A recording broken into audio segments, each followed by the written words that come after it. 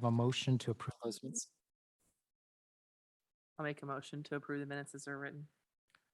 Okay, do I have a second? I second the motion. All in favor, say aye. Aye. Any opposed? Okay, we'll start our first discussion item, City of Lebanon update, and I see him coming.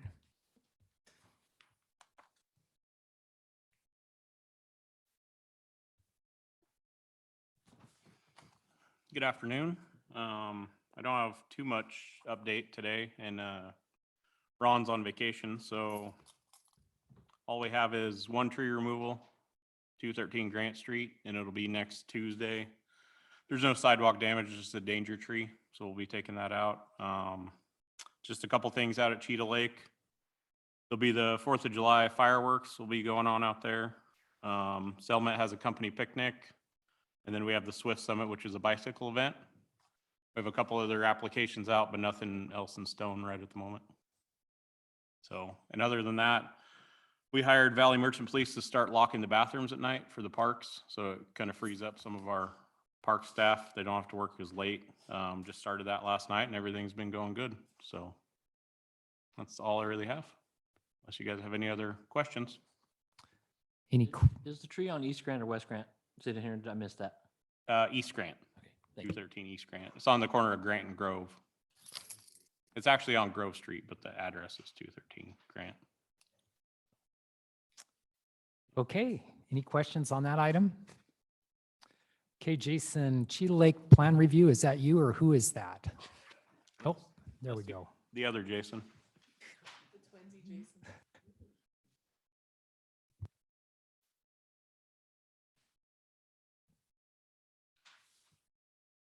Afternoon. So you have a copy of the plan in your packet. This is the plan, how it sits now to develop some cost estimates off of. I'll touch on a few things. We're phasing this project in 2 phases mainly. This year, we'll see construction start on a water line extension and the roadway for Wyrick, the improvements. Wyrick will be built out city standard with curb, gutter, multi-use path. That big ditch in front of the park will be filled in with storm pipe. And there'll be a path over the top of that, a multi-use path. We'll also install a 3rd lane, turn lane into the park, meet our code. You see kind of the parking improvements. We do have one change from what's out there now. You'll see we remove a length of pathway where the ball field outfields will be. That's existing now. We're going to remove it and wrap it around the 10 acres that we purchased. So we have enough room to put the baseball fields in. When we built the path, that we didn't own the property there, that 10 acres. So we do now. We thought we were going to have to build one around there anyway, so it'd be a great time to make all these changes. Got a concession stand and restroom building going in the center. That's really the only permanent building structure with this plan other than the stage, and that'll be a covered stage. We'll provide some much needed ADA parking. We'll provide some much needed hard surface to get people through some of our large events like the carnival, things like that. Access has always been an issue out there. You guys have any questions about this plan? Questions, thoughts, comments? Where you're moving. Gotta turn my volume on. Where you're removing the path on the east side, are you also planning to remove all those trees that are along that path? Yeah, we are. Okay, so all the trees along that whole path will be gone. Is there any other, because there's a lot of trees also in that main area that looks like has been made quite a bit smaller. Are you removing all those trees or working around them? Working around them. Okay. So everything that's on that existing access road, is that what you're referring to that lines that? So you have, let's see, your 24-foot service road that comes in. You have it looks like you're taking out the grassy area where the pump house is. I assume the pump house is staying there and you're just working around it. Yeah, it'll be part of a planner. So the trees in there will probably end up in the different areas and moved around. And then the area behind that, there's a lot of trees, like there's a big oak tree and there's a whole bunch of trees. Mhm. That's planning to stay grass, I assume. Yeah, And then in the very back where you have, it looks like a ditch that goes to the bathroom. I don't know that there's some trees along there. I was just curious if those would all be removed. until we get out there and start looking around, I can bring you back a That's more fine. complete removal. That's plan fine. when we I get just there. was curious. And then the stage that you have planned, it says amphitheater seating. Were you planning to leave that with a berm to have amphitheater seating, or was it planned to be knocked out so it's flat so you can see the stage from more areas of the park? The plan was to knock it out and it would be flat. Okay, so there really wouldn't be seating, it would be just grass? It depends on what we can build when we're done. Okay, okay. Yeah. And all of the gray, I assume, is paving, It is. asphalt, okay. And what part of this plan is stage 1 and what part of this plan is stage 2? Nothing inside the park boundary will happen in phase 1. Okay, so the yellow or the orange lines on the left side where that ditch is, are those, what is that? Is that ditches? That's just showing the open ditchway. Okay, that's just It's the there ditch. now. You're not filling in that ditch? Not that one, no. Okay, We don't own that. yeah, I thought so. Okay, But we will be filling the ditch in across the frontage, across the front. And there's sidewalks on both sides or just the park side? just the park side. Okay. And then the back access road, is that gonna remain the same? That goes into the back property? Yes, we won't make any changes to that. Okay. At this point. At this juncture? Okay, that's all the questions I have right now. Other questions, thoughts? Can I ask, the parcel that is south of Wyrick Road, there's a little square with some stuff drawn on it? That's the fire station. Is that the existing fire station? Okay, thank you. I was thinking we were doing something there and I was a little confused, so. Oh, no. Yeah, that's, I think was more for us for utility. And then you have, there's dark gray, which is paved. There are also light gray, so there's light gray out to the stage, there's light gray to the, I guess, what would that be, east and west through the concession stand from trail to trail? Is that a soft trail? Is that That's concrete. that's concrete? Yeah, the darker solid gray would be asphalt. Okay. That's the difference in the two. How wide is this driveway? I don't see where it says how wide the driveway is. Are the pathways 10 feet, 6 feet? Yeah, the multi-use path is 12 foot across the front. Okay, This, and this driveway entrance on the gosh, I'm sorry, I can't remember the dimensions off the top of my head. that's fine. I was just curious if they were wide enough for like an emergency vehicle type. I mean, they're more than Well, and that 8 was the feet. discussion we had. We needed to make sure it was wide enough for 85 feet turning Right. radius, so Okay, we did accomplish that. And then it's not single lane. right. And the ADA parking is which part of this parking lot? So if you look, and up by the Oh, I baseball see. field that sits by itself, that's the ADA parking lot there. Then there, we also have a loading zone behind the stage with 6 ADA stalls right behind the stage. Okay. And then we'll have ADA parking within our regular parking lot as well.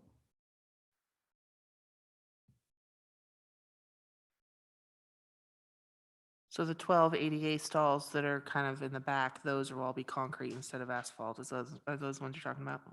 Yeah, that'll all be a concrete structure, Okay, kind of poured in with the stage construction. got it. So you'll be, are you taking out the ADA parking that's there now by where the little shed is? Halfway back, there's that building and it has ADA parking. You'll take all that out? Yeah, I think so.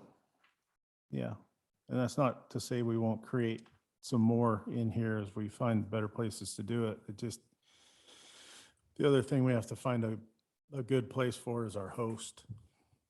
That's was my next question, is where's the host gonna move to? Because in this plan, there's no location for the camp host. And the storage containers that are out there will move over to the east field. Yes. Camp host can too, supposedly. Yeah, or somewhere kind of up towards the front, maybe a little bit, I don't know. And these baseball fields are the regulation size for game fields, correct? Yeah, they'll be multi-use fields, so they could be used for any softball, any baseball at any of the levels, from the little guys to the college players. That all you got, Cindy? Oh, I got. No, that's good, because this is just beginning stuff. I had a few things. On the concert venue area, distance from parking, and I don't know how you avoid that, was just a comment. Working space behind this, an artist accommodation working space behind the stage would be ideal if you had it, because you often have trailers or whatever, depending on what you're doing. That's what that loading zone, that's so they could back their trailer up to the stage and unload all their gear and equipment. Yeah, and what I was thinking is sometime you have to have some area behind or somewhere for them just to be.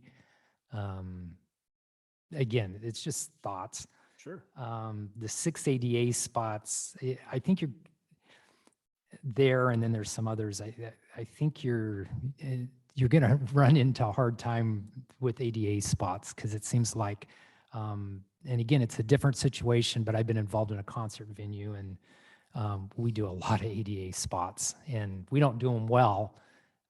So it's nothing to brag about, but anything you can do is great. The stage, I don't know if you have again, I'm not so familiar. I go there once in a while, but I'm not so familiar with this park. You'll want to make sure, I think, and have ability to fly sound. They don't stack much anymore. I don't know if you already do that or not, Yeah, we've already gone through that propagation study. that part. We're not making this up as we go, Rick. Oh, I know, absolutely. These were just comments. You asked for comments. Make sure there's plenty of power. And that was the thing. And ball fields, I was going to ask about flexibility. Flexibility seems key. And then lighting is great. And that's what I got. So, Yeah, so power, you mentioned that. I failed to mention that. We are bringing three-phase 480 down that main driveway to the bottom there, back to the stage, right. because I was absolutely stunned with the amount of power required to run sound system and light show and everything that goes with it. But And I think you have to look 20, 25 years out, because, yeah, things change. I mean, 5 years ago, we weren't flying sound, but now most everybody's flying sound. So, and that was kind of the design with the parking lot in that structure. And it was also the thought behind removing the berm and the bowl is so when we do have a concert venue during a large event out here, more people than the 2,000 that could sit would be able to enjoy that and still have that open green space. yeah, I like that. I like the fact that you're in a sense, you're overbuilding it for now, because you don't know what the future holds. No. Yeah, and that could be a nice concert venue down there too. So, This plan just closely follows the Cheetah Lake Refinement Master Plan that was created for the elements that are in this property. So these are all things that were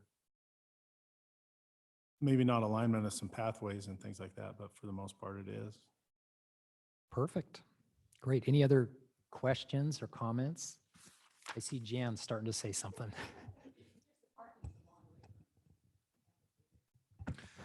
I think though that you'll find that, I mean, it looks a long way and you seem like it's a long way, but if you think of fairs and stuff, people walk a long ways. I mean, you think of going into like any of those big concert venues, you walk a ways to get into them. And being very intimately knowledgeable about this park, that's really not that far. So it's not, and the reality is this is not going to be enough parking for the amount of people that you want to put in that kind of concert venue for growth. I mean, it just is not. I mean, we, at Strawberry Festival this year, we had 22,000 people out there on Saturday alone. So you're not going to get that many people parked in this parking lot. It's just not the reality of the situation. So I think that it's really not that far off. It's not as far as it seems on this map. Let's put I it think that there's a, way. I do think there's a balancing act there too. I mean, I don't think you want your parking intermingled within the event space Right. itself. I don't think chopping the park up like that is a good use of some of that open grass space. If you Like- have good paved paths, then I don't even know that you'd have to have the ADA spaces behind the stage. I think you're going to find that those are not appropriately placed because of your backstage. And where you have the 12 is really not that far of a Sure. walk. So you might be able to, I mean, you have some empty space along where you have those 12. Could you extend and make that whole section along there ADA parking? Absolutely. That could be the And then you'd entire have a length. lot more spots, and then you're not, that gives you up more space for what you're saying for backstage. That gives you that space backstage. It frees that up. Sure. To Jan's question too, I think it's good that you have the parking is not intermingled. It's out front and then everything else is open. So you're not, that's a great idea there. Other thoughts, questions? Will the ball fields have fences around them? There will be some permanent fences, typically that would align with the dugout. We're still talking about the outfield fencing, whether that's a removable plug and play style of fence that you see at a lot of ballparks. That way it would better serve different levels. So we could have those plugs for softball distance, younger baseball players, older baseball players. And the fence could be moved accordingly. And we have events, we can remove it completely. Yeah, because if you're going to be using that stage as a stage and that fence is there, that'll be an Yeah. issue for the crowd. I think the portable is a good idea. I've seen that and it Yeah. works. Yeah. Yeah, Medford, if you've never had a chance to stop by when you're driving south, Medford's got a really nice turf baseball facility with 9 or 10 fields, I believe, all different levels. And that's kind of how they've done it. Different range fences. So as part of this, and this may be, and I don't know if it's the time to bring this up or not, but we have in the minutes, the Strawberry Festival has been gifted a life-size carving of our mascots. The first one is done, the second one is not done. It'll be at least 2 years before they're finished. And they're wondering if there is a place at this park that they can be permanently live as a monument with a bench that says home of the Lebanon Strawberry Festival. Well, yeah, I Is there think a place for that in this plan? Possibly. well, I'd have to see what we're talking about first. They're But I'm 7 sure foot tall wooden strawberries. 7 foot tall, what are their names? What are the mascots' names? AJ and Ida. Okay. There was one out at the festival, but I don't think you were out there, but I probably Well, we have a lot of room out here. We're gonna, the thing that we don't see is the big flagpole kind of center focal point. Their So, total space they take up was probably like a 10 by 10. They look like this. I'm sure you can't see that from over there, but that's what they look like. okay. Okay, anything else on that piece? Okay, are you Strawberry Festival bench and, oh, that's what you brought in, bench and statues. We've already covered that one, Yeah. so thank you, Jason. The next piece, I just wanted to talk a little about tree pests to be watching out for. We've seen the bronze birch borer around. If you look at birch trees around town, most of them have died from the top down.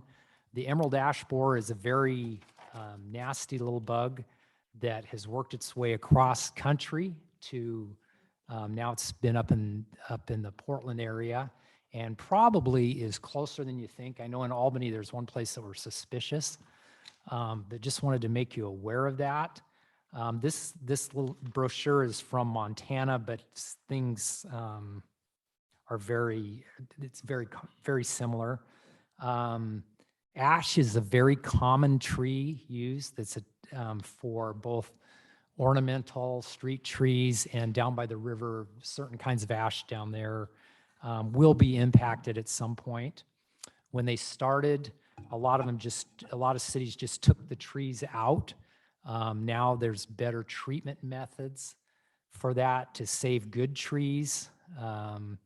Some things just to know to be aware of is the upper canopy of trees are attacked first, making it difficult to know what's happening. And what these things do is they lay their eggs or their larvae just inside the bark of the tree, which is where all of the water and nutrients go up and down the tree, which eventually kills the tree from the top down. So anyway, that's just some stuff on that. If you see a tree that you go, that doesn't look right, and usually it'll look like on any of these pests, it'll look like the birch were a good example. You look at the top and you go, yeah, it's not looking so good. And then within a couple of years, they become brittle and there's issues there. So the emerald ash borer will be here. It's just a matter of time. Some things on the back page, symptoms is woodpeckers feeding on larvae, but woodpeckers feed on a lot of things, so you can't really depend on one of these. Thinning in the upper canopy, you'll notice that. D-shaped exit holes in the trunk, and they're just little tiny things. And that there's other bugs that aren't as bad that do that same kind of thing. Bark splitting, galleries under the bark, and then epicormic branches, which are, it shows that a tree's not healthy. It grows just out of the trunk, and it'd be a bunch of stick branches usually. And if you go up to them, and you can just pull them off, but that's the tree saying, I'm stressed out and I need to do something. So if you happen to see some of this, let Jason or somebody know on public property. And I suppose they probably want to know on private property too, to know what you're up against. So anyway, just pest of the day. That's not they're coming. We and I think Lebanon are not planting ash trees these days, and haven't for quite a while, just for that reason, because we've known it's been coming. I've been doing tree stuff for quite a few years, and probably the last 10 years, we've known this is coming. It's just a matter of how long will it take to get here. So anyway, there's some information for you for what it's worth. Next item is Lebanon Skate Park. Who is here to speak about the Lebanon? I thought the lady that lives across the street from it. Okay. Yes, I am. Just because a lot of it is follow-up. We've been working with Dela since last summer to get things cleared up over there, and a lot of things happened. But I just wanted to follow up with some of the things that we had talked about last summer about getting the graffiti cleaned up in the park. Putting in some safety barriers, because right now what happened is they took out all the picnic tables that were in there that for people to sit on, because the students that were hanging out there causing the damage kind of damaged them, and they weren't safe. So they removed them to kind of not let the kids loiter all day long, which was happening. So that whole place there by the north fence is open with gravel, so cars are pulling in there to park. And when the park first opened, there was a sign that hung on the big sequoia tree in the corner there that said, do not park past this point.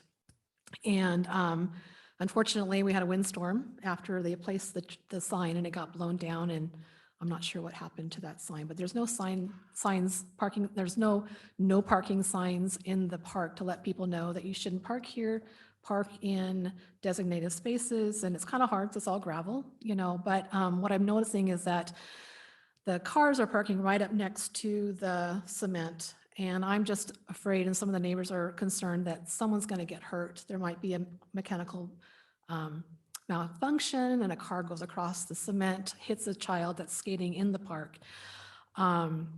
So Dale had talked to the City Works about, putting up safety barriers and no parking signs, and getting some lighting in there to keep, so that we can see what's going on, because now that they have the bowl in there, sometimes kids go in there and do things, and we've smelled pot being smoked in there, and it's, there's signs saying that the municipal code is no smoking or vaping in city parks. But if it's not being forced or enforced, then it's kind of hard to do that. So,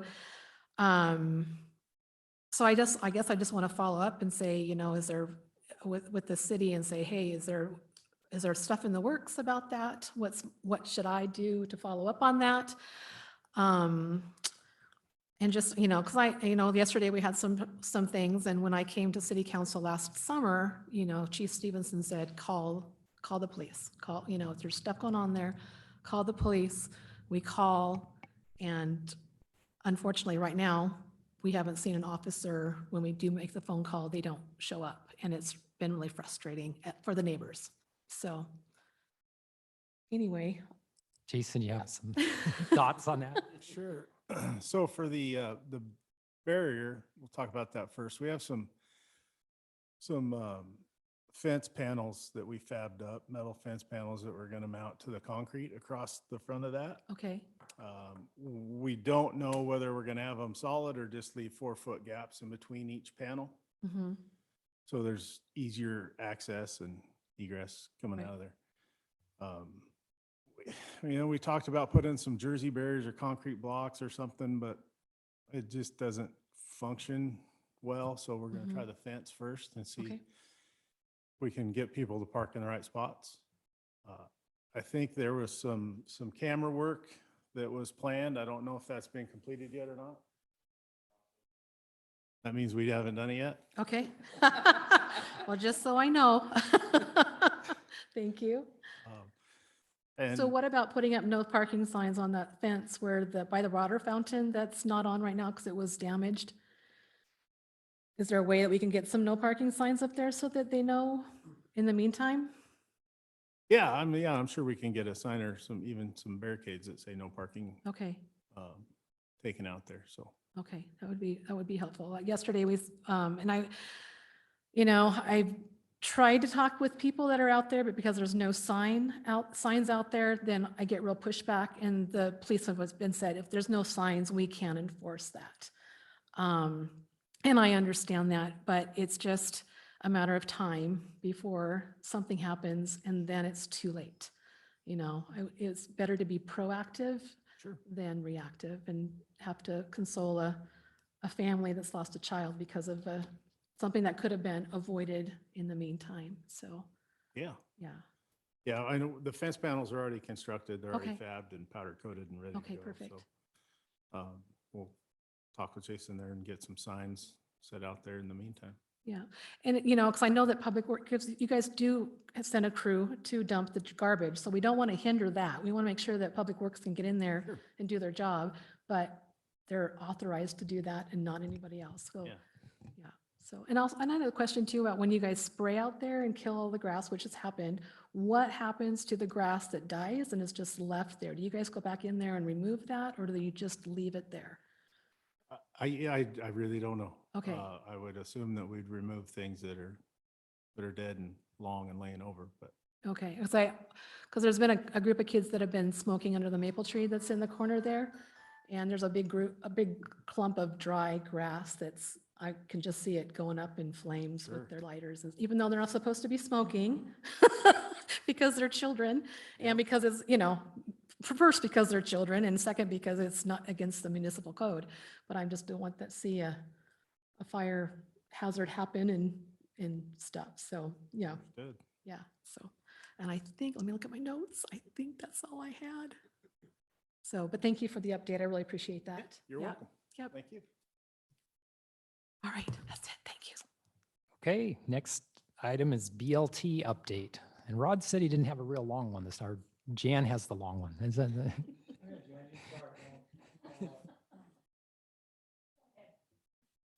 Really, I'm serious. If you have something, okay, well,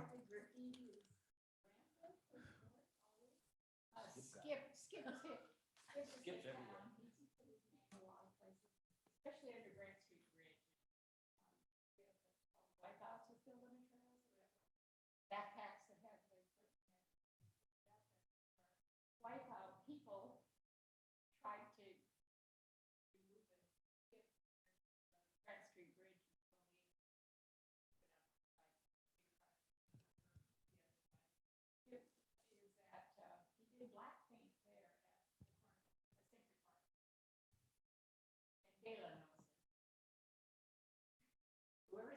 Skip is busy, yeah.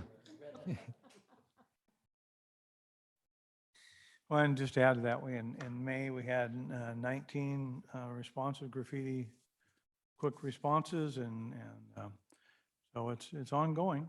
And I mentioned it before, but our goal, and I guess you call it a policy, not that we have official written policies, but is that it's we want to get it removed within 24 hours.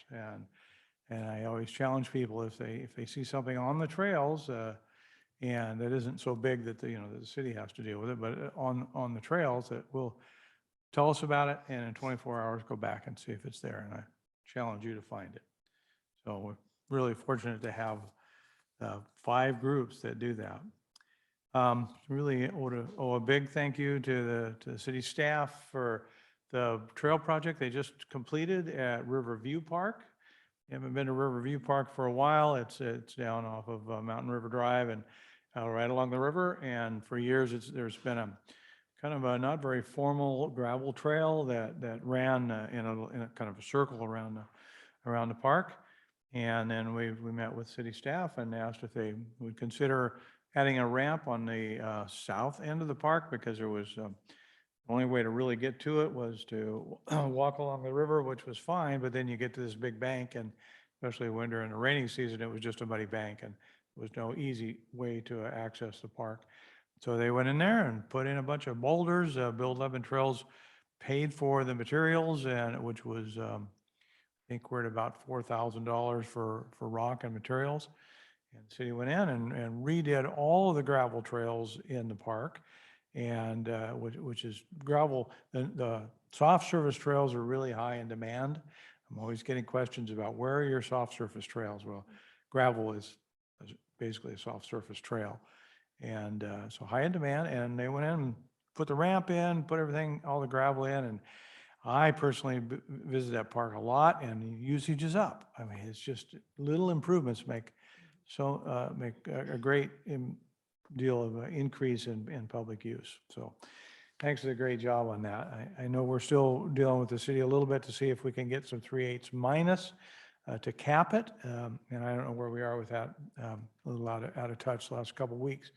But that's to make it so it's more of a harder surface, so it's easier for people on bicycles and wheelchairs and wheeled vehicles, so they at least can have a little easier access. And we'll be paying for those materials too. Everybody's heard of the bottle drop program. We had a person who lives next to a trail, I think it's 2 years ago, they contacted us and said, you really need to get on this bottle drop program. Well, bottle drop has got a program where you get a blue bag, and nonprofits could get the blue bag, and you pass those out to people and they fill them up, and then they take the blue bags in. I know we have one business in town that had called us because another nonprofit wasn't picking up their bottles and cans, and we go there and we get like 10 bags at a time. So it's so far raised over $5,000 for us. So it's pretty lucrative.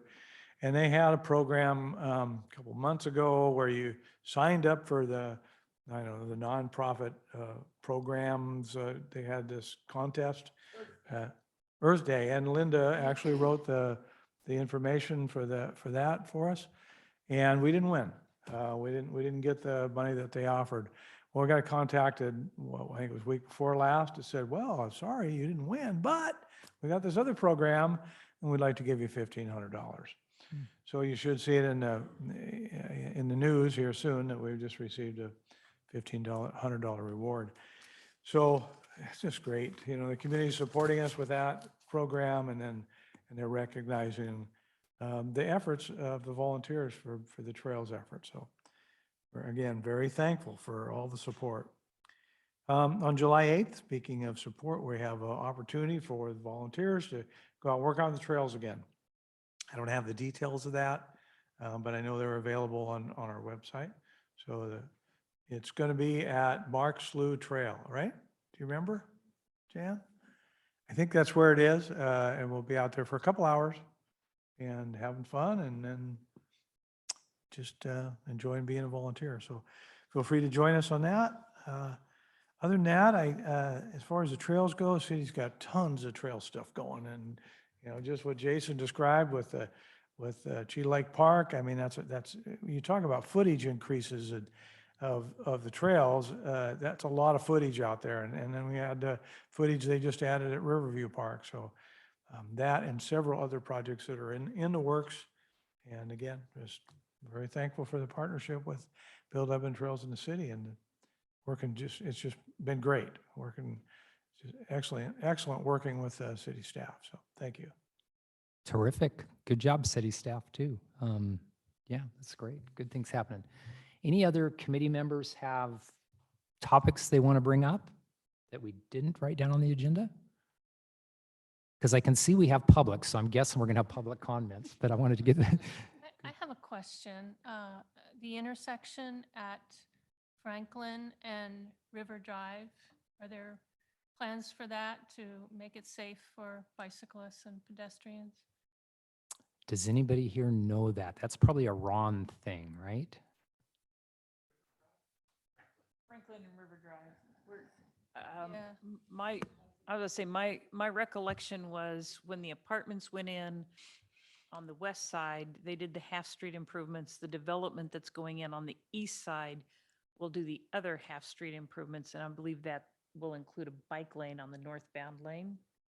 The southbound already has a bike lane on it, just for that section along the apartments, I think. Mm-hmm.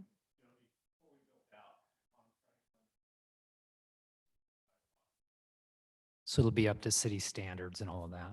Perfect. I think it'd be really good to have a pedestrian-controlled light there for bicyclists as well. That makes it clear to bicyclists how they can get across. Makes it clear to drivers that bicyclists are also crossing there. We can talk with engineering about it and see, I don't remember what the rules are about putting those in, if we can just put one in or if we need a certain traffic count to see what happens. So until that development goes in and we would know what the traffic is like there, but we can talk to engineering about it. Thank you. Any other comments, questions, thoughts? Okay. Well, I'm going to ask for it's a little scary we got so much public comments. Come on up, identify yourself, and we'll go from there. He has a paddle in his hand. Supporting the same topic that Okay. So can't speak for all the members. So, do we push or don't need to push? So Eris Gordon for Lebanon Pickleball Club. Mark Donnelly, the same. So what we really want to do is talk a little bit about pickleball, make sure you all share that and talk about how it's growing in Lebanon and potentially talk about options to grow the availability and the quality. Because the city did a nice job of supporting and adding some pickleball up at Century Park. But Jason's here, so it's great because we're just reminiscing from a few years ago.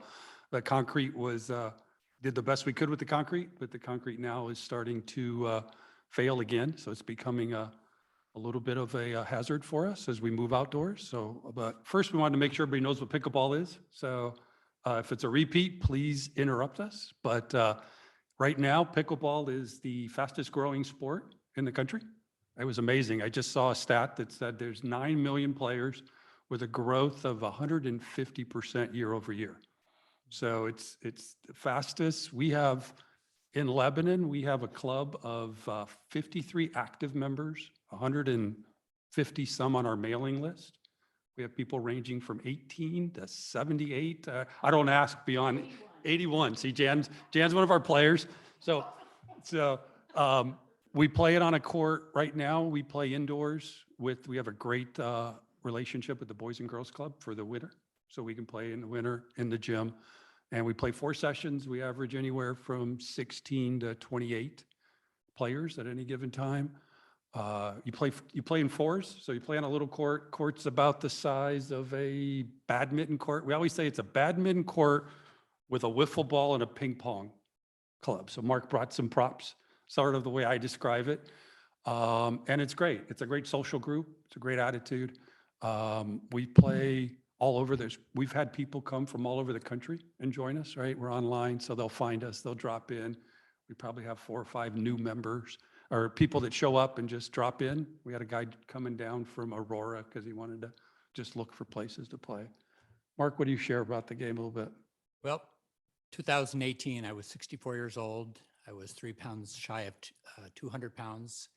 My exercise consisted of walking to work from an apartment that I was renting. And I was looking for something to get active again. I'd been somewhat of an athlete all my life. Rod and I have ridden over thousands of miles together through Cycle Oregon, which unfortunately is coming to an end this year for the ride that we've been on, the Classic. And I wish I could go back and tell you how I discovered the club. I knew when I got there that day, Jan was there, and she took me under her wing and showed me the basic rules. I played clumsily for 2 or 3 hours, went home, nursed my wounds, got online and started reading about the game, the rules. And it's become somewhat of an obsession for me, probably as much or more than anybody in the club. Addiction, yeah. But I'm not the only person that uses that word with their activity. So I brought these along just to show you, this is the investment. A paddle that can range anywhere from $30 or $40 up to $250, a ball that runs around $2 or $3, comfortable clothes and something to protect your eyes. So there are very limited barriers in terms of getting into the sport. People can show up on day one, never having heard of it, and can play in the game, very easy instructions, easy court to understand. And yet you can then spend tons of time and money. I've played from San Diego to Walla Walla.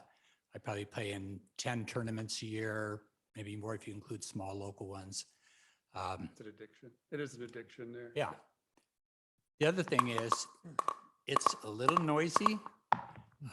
Lake Oswego had some very nice courts in the middle of residential area in a park, and they spent thousands of dollars trying to mitigate the sound because the people in the houses didn't like it, and they eventually had to shut their courts down. So for the last year, I've been looking at sites in Lebanon, River Park, Century Park, and most recently Cheetah Lake, and kind of measuring distances. 150 yards from the nearest residence is a recommendation if you're going to build courts. And I think we've got spots in all of those locations that could meet that. I've been involved with the Albany Club, where probably 2 years ago now, the idea started about 3 years ago, but we worked with LBCC and the City of Albany Parks Department and created sort of a destination spot there. The last time I played there, there were 8 courts in use and we were waiting to play games. So very active use. They've got the ability to take in 4 more nets and create a total of 12 courts, including portable nets. There's 2 tournaments every summer that draw in over 200 people, just players plus family. People are spending money in town. They're staying in hotels. They're going to restaurants. It's sort of like the most famous new sport that nobody's heard of. I don't know in this crowd, obviously, Jan, how many of you have even seen us play? When we're outdoors at Century, people have stopped by and watched us play. We had a reporter from the Lebanon newspaper come out and play a few games with us a few years ago. And then during the pandemic, we really got shut down quite a bit indoors. But even at that time, there was not a week throughout the year, winter or summer, that I didn't get a chance to play. I had to go to Corvallis because that was where the nearest courts where people could accumulate, and the surface was one that dried pretty quickly. So I'm here to suggest that if we can get this process started, that I think we should think big. And by that, I mean looking at the potential to draw in people from all over Oregon, from out of state, and make Lebanon a pickleball destination, much like Bend is right now, Medford is, even Albany is. But there's an awful lot of opportunity, I think, to bring people into town. And on the other side, Eric's going to mention, that it's growing, but it's growing for local people as well. It's a great form of exercise. There are no age limits. Some places, although I've never seen it, there's a wheelchair pickleball. The rules are slightly changed to accommodate them, but Jan, you're a little older than me. When do you plan to quit? I think pickleball players just pretty much bury themselves at the end, but it's a lifetime sport. Yeah, so I think the thought is how do we start to partner? Because I know Century Park, and Jason could say, I think that concrete's probably reached its end of life. So I don't know that fixing Century Park is an option. Is it time to think, and how do we partner? Is there an option to partner together to look at either that location in a redo, or do we start looking at other locations in Lebanon where we could continue to grow the sport? Because it's a great sport for the right demographic, and so I just wanted to start building that conversation. Thoughts, comments? I'm familiar with pickleball, so I have a couple of comments if anybody else have. My initial comment is I'd like to see it come to city council with this. Okay, that was going to be the first question, was where do we go? That's why we came here, was Yeah, to start I'd saying. like to have it in front of the council. I think it's my mom lives by Century Park. I go by there all the time. I see you guys out there doing that. Right. Looks great. Sorry, capacity wise, that's not a big enough spot. Are you playing So, anywhere else Well, we, other than the Boys and Girls Club? yeah, I think other than, no, we're not. We're not. I mean, that space would be okay, but now what's happened, so two things there. One was when we did renovate, it's a little difficult because it's a sport where we have a lot of folks that mobility. So two of the courts work great. The other two, we'd like them positioned slightly different. But I think right now the concrete's starting to disintegrate again, just needs to figure out what to do with it long-term. I guess, Jason, is that something you just, I'm not a wizard. Do you concrete over? You surface over? Do you Time to go, right? have to pull the bed up? You'd have to pull the whole bed up. Yeah, it'd have to all be pulled up, I think is what Jason said last time, right, Jason? You had reached that point that the contractor said, this is it. You can't really fix it. You've got to pull it out and put a new concrete down, so. That's too bad for Century Park either way. Yeah, so it could be. Basketball court the same way? Okay, Yeah, for curious. whatever reason, right, it hasn't settled the same way. For whatever reason, when you walk it, the basketball seems to have held up a little better. But yeah, we'd love to do that if that's the right place for city council. Love to do it. Invite folks to come out and play around with us just to get to go the game as well. I'd like to be, I'd be really bad at it, but I Hey, don't. there is no such thing. I think everybody started bad, and then some people stay bad and still have a lot of fun, and some people, like Mark, go crazy, but you know, I and. played tennis and I was bad the whole time, so. Yeah, so you kept, but now it's, it's a little better for tennis. It's a lot, it's 4 people can play, we could get, it's interesting, at Albany, they have 4 courts on one tennis court. So you can have 16 people playing at one time on what is one big tennis court. Here, ours are a little closer together, so we can't get the same room, but. Rick, I think you were. Yeah, I appreciate the fact that, true confessions, I'm the maintenance manager for the city of Albany, so I'm very familiar with those courts. I think it's great that that you recognize the sound thing is a big deal, and that you're looking for places that is not going to be a problem, because it is a big deal, and pickleball is growing like crazy. So I'm for it, but I recognize that I appreciate that you recognize that there's a balance there, because there are some things, and it can be expensive. I think on that, just to do courts, to resurface that court at LBCC, and the work we did was about $450,000. I think that's the average is around 30 to, it's somewhere between 25 and 35,000 per court is what the national average is. But now materials have probably gone up a little bit, but that's been the average that people have seen. All right, and certainly we made some mistakes that you could benefit from knowing about before you make those same A mistakes. lot of people have learned as they've gone along. So, yeah. As So you know, that there were was- some surprises on the Albany courts, digging down the old concrete or asphalt from the old tennis courts, and then they ran into concrete they didn't know was underneath it that Right. also needed to be taken care of. But yeah, we were just talking last week over there playing again. If we had this to do over again, put down a central lane between courts that people could access courts from, because there's still a lot of crossing over, going through multiple gates. We've added gates, as you probably know too, just because there was no access to many of the things. So learning from our mistakes, learning from what Albany has done, what Corvallis has done, I think we could, for probably no additional cost, still have the premier facility in 2 counties at least.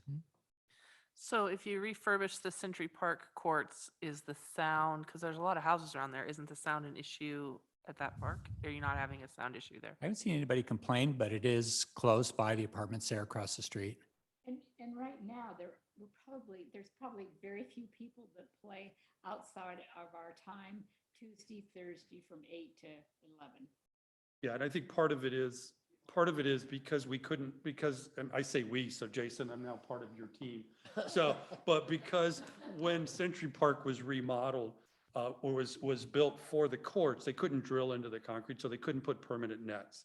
So the nets we have are in our locked box there, so it's usually part of our club. Somebody has to unlock it, so there isn't play except for our sessions, as Jan has said. So that limits the play, where if there was more permanent courts, then public would come in more often and play. So it's hard to say, like the Lake Oswego courts, those are really close to houses, but they had like, I think 16 courts at that place. And so it was pretty loud. So it'll be interesting. If we had 6 courts going all the time, I think maybe the noise would be, but I think if we kept it, we field about 4 or 5. We could field 4 to 5 courts on a regular basis. I don't know if sound would be an issue or not. It's hard to say. Well, at Cheetah Lake, we'd be competing with fireworks and cannon blasts, so I think we'd probably come in But under that. if you'd have to, but, so that's the only terms of question about beating us out. if we Sound built wise. it out fully at Century, would there be a noise? I think we'd have to do a little bit of a study on that, or before one would feel for sure, but that's definitely been a thing. But like Jan said, we only use it because of the way it aligns. We tend to only use it now, which is in summer. A lot of our folks would prefer to play outdoors than indoors, but the courts outdoors don't accommodate as many players as the indoor. And we do, so we do stay indoors when we can. What other Sorry, parks what other parks did you think? So, might be an option? as you're coming on Grant Street, looking down at River Park, there's the area with the backstop there as you're coming in. I mean, the footprint for an 8 or 12 court complex would easily fit within that space. That would probably be one of the most beautiful settings of any kind of public pickleball court in the state of Oregon, to have the river right there, you know, the RV park across the street from it. Century, when I first looked at it, before we were talking about refurbishing the current tennis courts, I was looking at the big lawn area closest to the Boys and Girls Club. That runs into proximity with the houses just north of that park. But again, you would not even go into the space that the baseball, softball players use if you're close to Fifth there. Those were the two. And then, you know, I don't know why it took me so long to even consider Cheeto, but that's ideal for so many reasons: visibility, ease of access, fire station nearby for anything that should crop up medical wise. You're thinking because most of our, never mind, we won't make it. Is you guys smoking? No, the age, he's talking about. We have yet to use the defibrillator on anybody. Yeah, we do have a lot of physicians as part of the team, so we haven't had to use those as part of the group. So So, go ahead. no, I was going to ask you all. So I heard a recommendation to bring the conversation to city council. How does one do that here? I gotta City admit, council meets right here in the same spot every second Wednesday of the month, public, 6 o'clock. Yep, you can come in I can do that. and I at least encourage people to come and give us ideas like this. We can't act and help you Great. if we don't know Yeah, what you're and doing. we brought, we just said, hey, we're coming to chat with you all, and people came to join us because there is an active group, and I think we filled a round robin of 24 people in I think 4 hours, when we could have probably had 48 if we wanted to. I would suggest when you come, it would be helpful to know what you're asking for. So are you asking for 4 courts to play for people in Lebanon for your group? Are you seeking 8 or 12 for being able to host tournaments? As many things do, it will come down to money. Yep. And there's kind of a big difference between building 4 and building 12, and what other amenities you would be looking for. For example, if you were going for tournament play, you might be looking for, now you want to add in drinking fountains and maybe a covered area and some things like that. So that would help in terms of council saying, okay, staff, can you get us a ballpark cost, and where would the money come from? What are our options? As staff, we would then work on that and come back with some concepts for the council to consider. Yeah, because I can say for me, I'm most interested in making sure Lebanon folks have a place to play, because we do have, I say we have Albany across there for those that want to go. We have a lot of members that won't go to Albany, or if you live on the east side, it's a pretty good haul. Not everybody is as committed to drive 45 minutes. I'm one of those. I won't drive 45 minutes to play, but So I think, I would say, and we'll talk, but I mean, I would say first, I would say my most important thing is to have 4 courts, at least 4 courts for Lebanon folks to play. That'd be number one. I think we could just present a range though to say 4 courts minimum to cover local play. And if the And if city you was want interested to in go all more, out and bring people in, here's what you can do. yeah, if there was an interest to bring more people to Lebanon from outside, I think we'd be more than happy to partner. And then the club, I think, would even keep the courts clean and that kind of stuff. So I think that's the question, Nancy, is what's the interest in both directions? Is there a desire? I'd ask back, right? Does the city council want to attract people from around Oregon to the city for I other do. purposes? I do. And In with which it- case, then I'd say then a larger community would be what we do, because we could probably pretty easily fill an 8-court tournament easily, right? It Well, wouldn't take us very the, much. the reality of our budget is it does come down to money. Okay. I'm not a money guy necessarily, although I work Understood. at a credit union. If you're going to give us some information, give us some Give you both. idea of, heads and beds, what's it going to feed to our Yeah. economy? We definitely could do that. Yeah, we've got some thoughts around that. So we didn't want to come prescriptive today, right? This was our first opportunity to come and chat with you all. So you didn't see us come prescriptive, but I know both of us could be very prescriptive, at least from what we do for business, right? For work. And so, well, Mark writes prescriptions. So yeah, we can definitely bring both with some ideas on that. I think we thought about it. We talked about it. We decided not yet, right? We didn't want to come with an ask. We wanted to come looking for support. Is there interest and is there support? So perfect. Thank you. Anything else to add from the group in the back? All right. Thank you for your time. Thanks for Thank coming. you. Appreciate it. Yeah, and please do come out and hit a few balls. Love to have you. Okay, anything else from the committee? It looks like fun. So our next scheduled meeting is July 19th from 2 to 3:30. And at 2:50, we made it under an hour, 2:58, we're adjourned.